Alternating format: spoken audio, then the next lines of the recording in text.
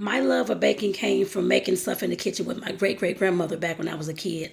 This is way before I started the first grade, probably like 2, 3 years old. Every time I was over there on the weekends or school's off, that kind of thing, I smell the coffee. I'm upstairs, of course. You smell the coffee making it. It's like in the pot, that kind of thing. So I run my little cell phone downstairs. It's usually like 5 in the morning. Actually, it's still dark outside because she was, of course, an early riser. The elders all in my family were always early risers like that.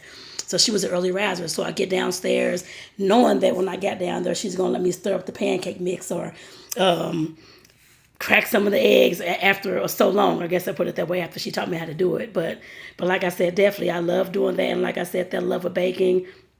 I mean, just making stuff with her. I actually used to make Johnny cakes and homemade cornbreads and that kind of thing with her as well. She always let me stir them up. And like I said, once I got old enough and knew how to crack the eggs and put everything in there that she told me, then I went ahead and did that. And of course, made it on my own. So of course, I love being in the kitchen.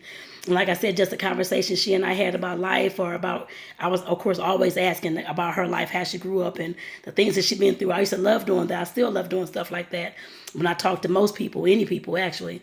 As long as they've been on this earth longer than me, I guess I put it that way. but but like I said, my love of baking started back then. And when I got my first apartment, when I moved, I was in college, got my first apartment the year after.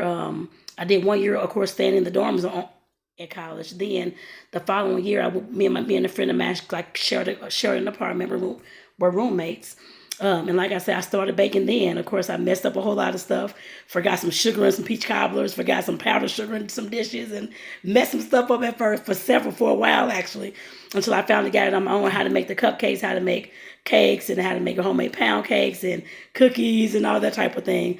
So like I said, definitely just took off from there. And I'm still back. I'm 46 years old today. And when I moved here down here to Arizona, I of course restarted my baking business down here. So of course this been almost it'll be a year it'll be a year in July. So like I said, it's been doing well since I've been here. Every time I go to one of these vendor events and that kind of thing, which is what's popular here. I always sell a lot of cookies. So and sometimes of course I've had pound cakes. I've had different things at the events.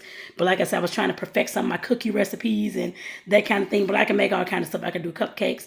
I love the small things that you can carry and take and eat and like I said, talk with and that kind of thing, like the cupcakes and the brownies and the Rice Krispie treats and the cookies and cake slices and stuff like that. Like I said, I love stuff like that.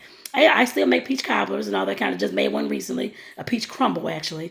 I know how to make pralines. I know how to make all types of stuff. So like I said, definitely, like I said, my love of baking it helped me heal, of course, over the years. So like I said, definitely, I love it, y'all.